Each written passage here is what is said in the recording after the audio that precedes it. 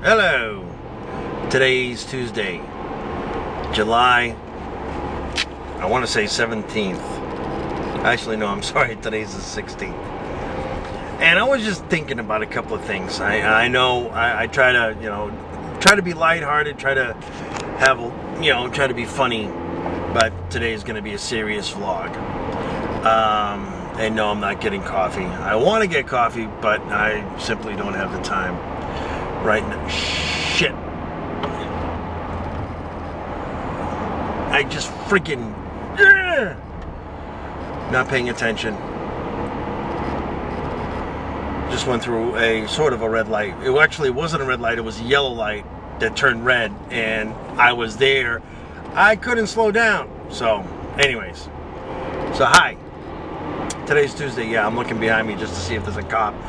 You went through a yellow light that turned red as you were passing the intersection. I know. It happens. But anyways, I've been thinking a lot about the dynamics of global business and how the majority of the companies run. Now, this is a general statement. I have actual evidence to support this statement, but not from a lot of different companies. I can't say everybody does this, because not everybody does. But there are companies that will operate, and they'll look at it as a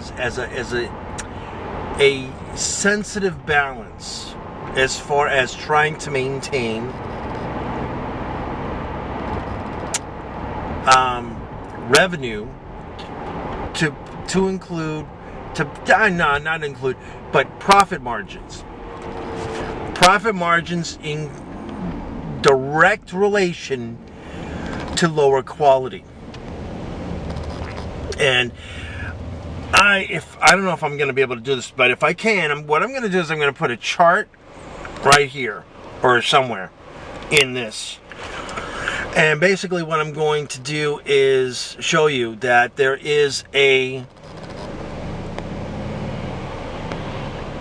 balance between establishing low quality concerning a product or service and maintaining an acceptable profit margin. And companies will play with this, because if they can reduce costs, if they can, if they can lay off like 1,000 people, which would bring down,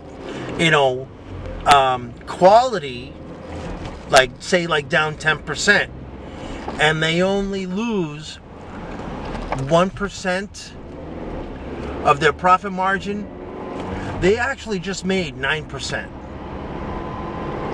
Because it's simple mathematics. You negate 10% on one side, and you lose 1% on the other side. So it's not a balance. Basically what you're trying to do is you're trying to offset the whole balance initiative, that particular principle. Because anybody who knows, simple business economic 101, the supply and demand, everybody knows this, everybody's talked about this over the several decades, centuries, blah, blah, blah, blah. And you got a product that people want, you give it to them. And then, of course, the market saturates, so you need to create a new product for a new market. And that's what a lot of things, the companies in Japan know this and do this more than anybody. What they do is they offer a product. Initially, they started offering products cheap quality, but people really didn't know that. Cheap products saturated the market. They brought up products that were slightly better, saturated the market. And then they continued to outdo themselves. Okay, saturated that market, create a new market, saturated that market, create a new market, saturated that market. And they continued to do that. But they did it in an efficient way. They didn't, to my knowledge, right now at this present moment, I cannot say they porked and fucked their own people. while they were doing this. Only we in America do that. Unless, of course, they do it outside the United States. If that's the case, then fuck them too. But anyways, companies here in the United States, the majority of the companies that operate in the United States fuck over their own employees. Big time. And, you know, as I come find out, the top employer isn't even, it's a temp agency. It's not even a real company. It's a company that provides temporary workers. That's the number one employer in the United States. I don't know about the entire world. I don't know.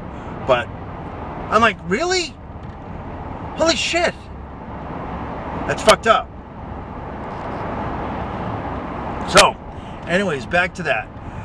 What I was originally talking about, how businesses, they tweak their internal formula so they can reduce the amount of quality while maintaining as close to the profit margin that they currently have without severely impacting. Now, do some companies, you know, get sucked into the vacuum? So now let me explain to you about the vacuum.